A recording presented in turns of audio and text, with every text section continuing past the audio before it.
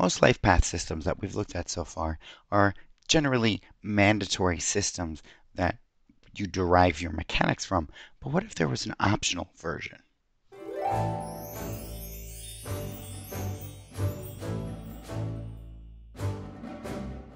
Hello, everybody, and thank you all for joining us again here today on Hudson's County for another TTRPG Talk. This video series takes a look at tabletop role-playing games and related materials, makes suggestions for your own games, and takes a look at some of my own materials. Today, we're going to be continuing our life path system sort of exploration, um, taking a look at the different styles of character creation systems that utilize a life path or basically gamified character creation structure. In this particular case, we'll be taking a look at another fusion game. This one is Sengoku. This is the revised edition that came out in the early 2000s, published by, put together by Anthony J. Bryant and Mark Arsenault.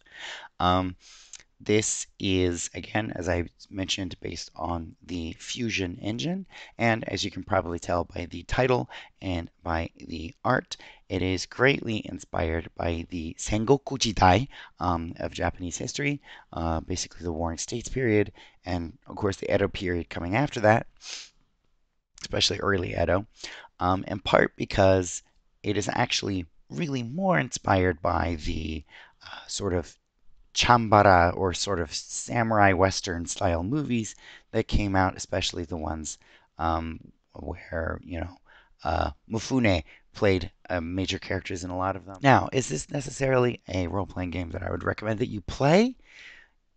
Not really.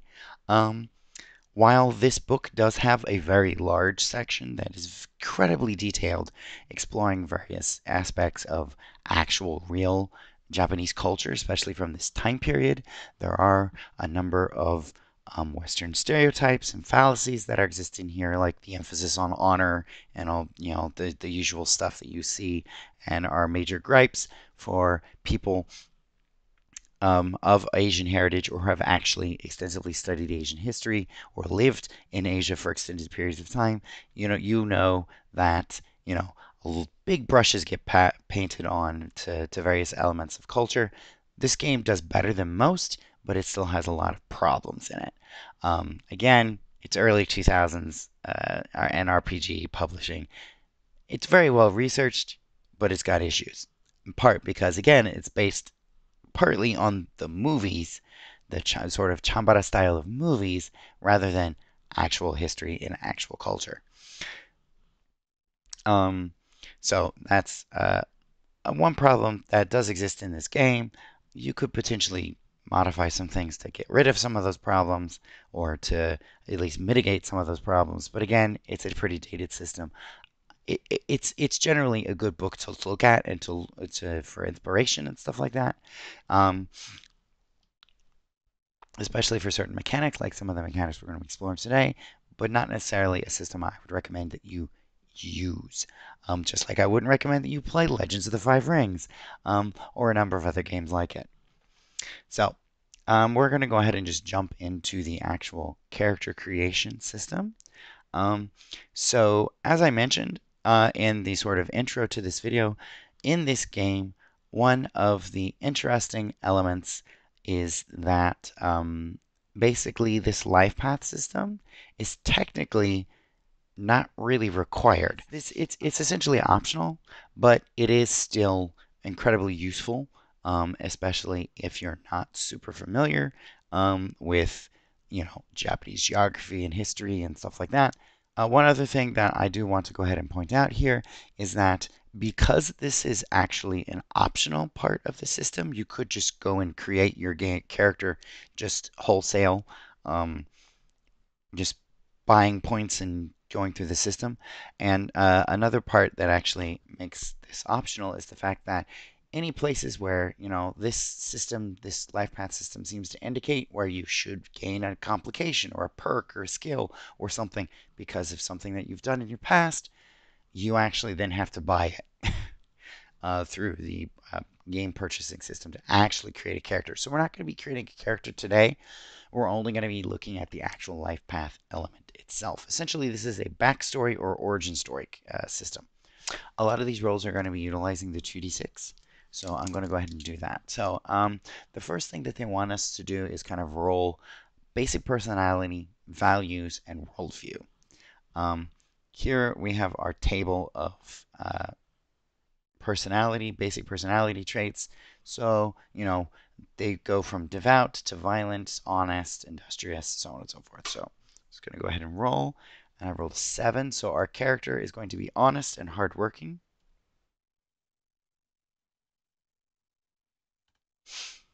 The next thing they want us to roll is what our character values the most. So here I rolled 5, so we would value piety and honesty, which makes sense. And then finally, we would be rolling over here our worldview. So here I rolled 4, and 4 says life is fleeting like cherry blossoms. So this is beginning to make it sound like our character is an honest and hardworking person who values similar traits in other people, and understands the impermanence of life, essentially. That's basically kind of setting up the basic personality of our character.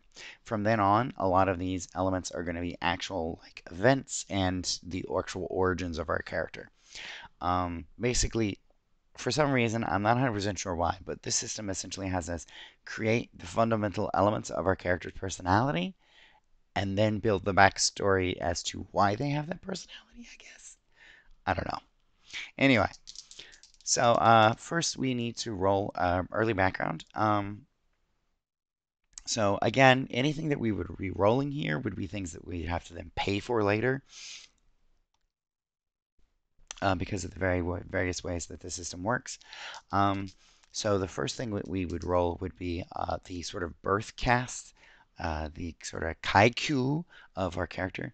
Um, and this is like, and they gave us 4 options. We could be born in the kuge, or the imperial, like the actual imperial nobility of buke, meaning basically we're born into the samurai class. Uh, Bonge, meaning basically like we're like a commoner, a farmer, or something like that, or a hinin, um, which are basically like the the the people who are like the undercast, the people who look down on. Um, Statistically, we're a lot more likely to be entered into the buge, which makes sense considering the sort of attempted style of play we're trying to get. I rolled a 6, so that means we're buke.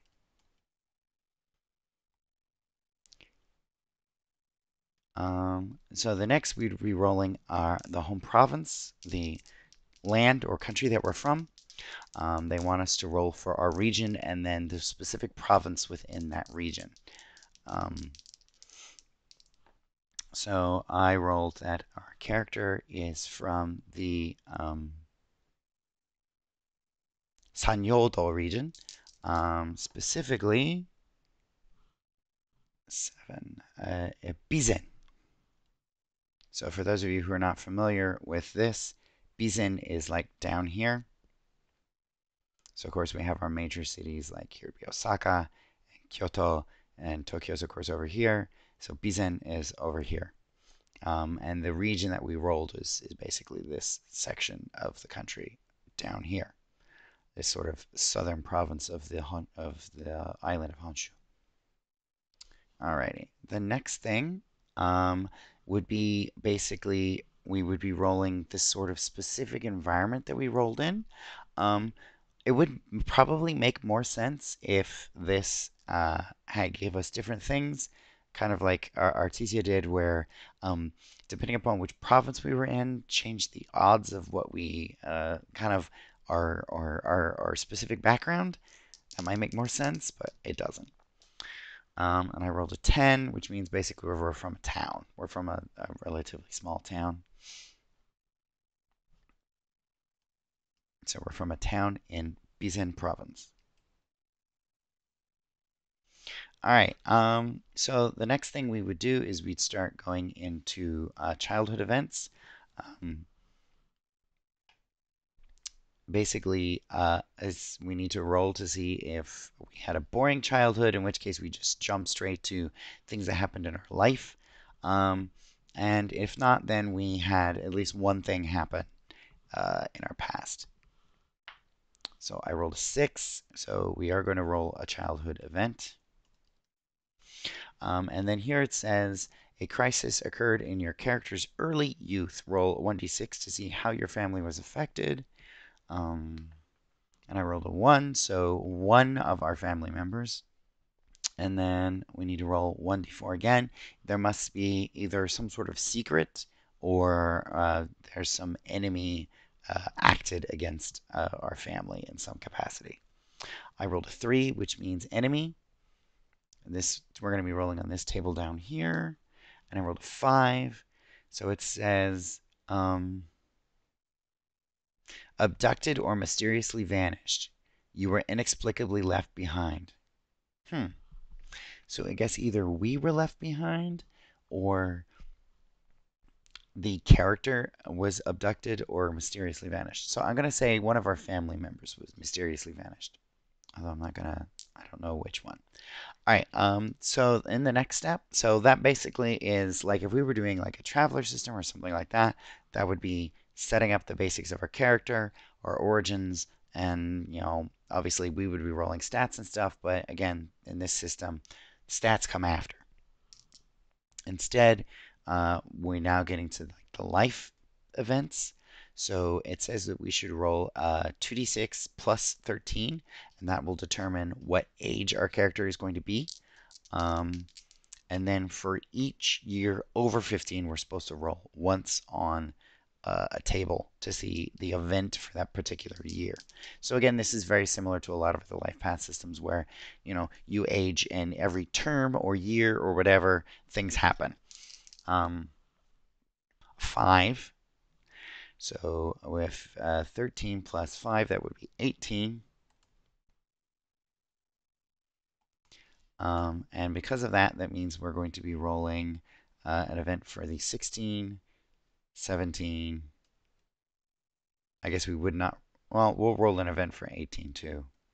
So actually, let's make our character 19, just so then we get 3 events, just to make this a bit more of an interesting exploration. Sorry, I dropped one of my dice.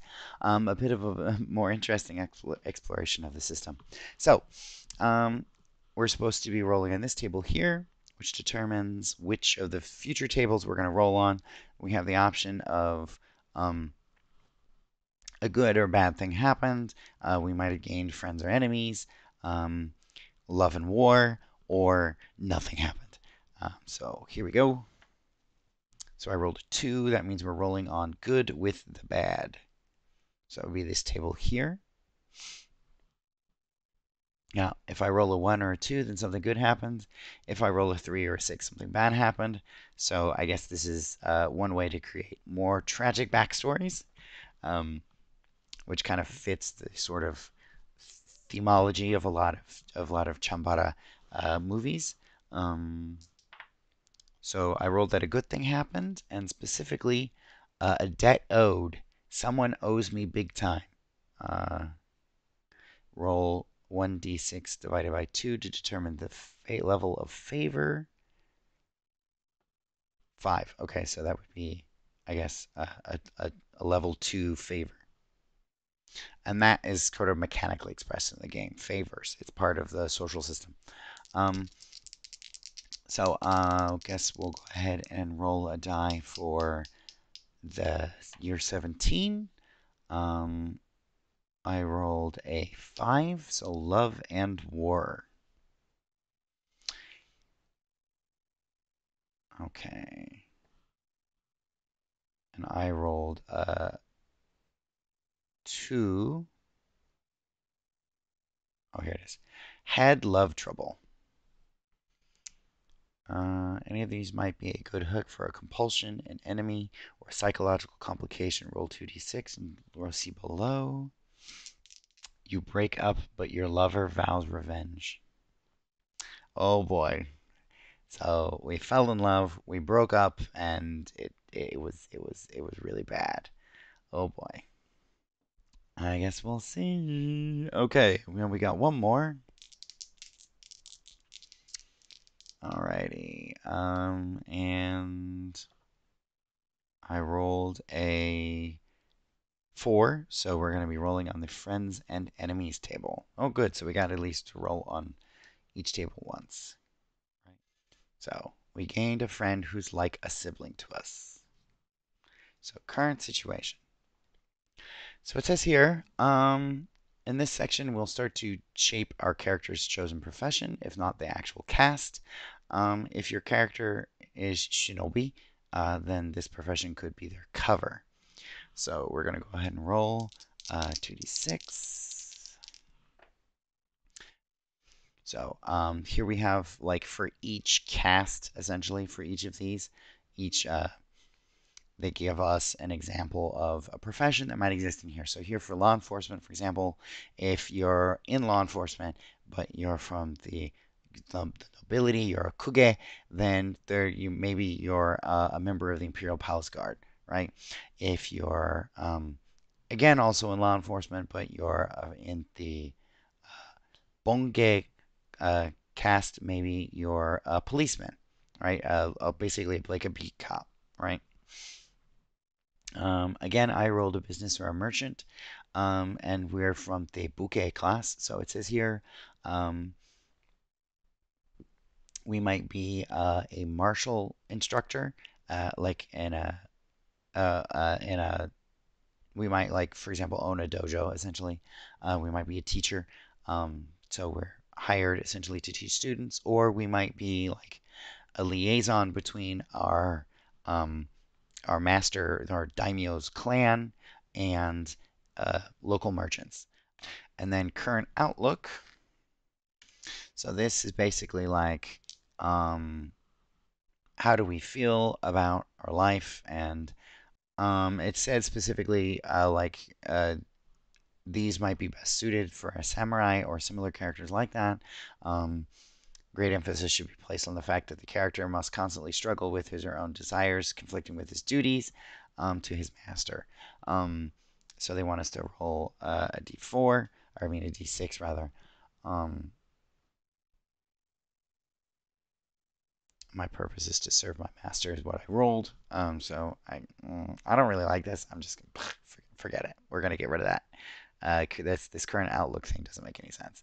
Um, this is another one of those things where it makes sense, kind of conceptually, when you consider the types of things that you're trying to simulate with the Chambara movies and stuff like that. But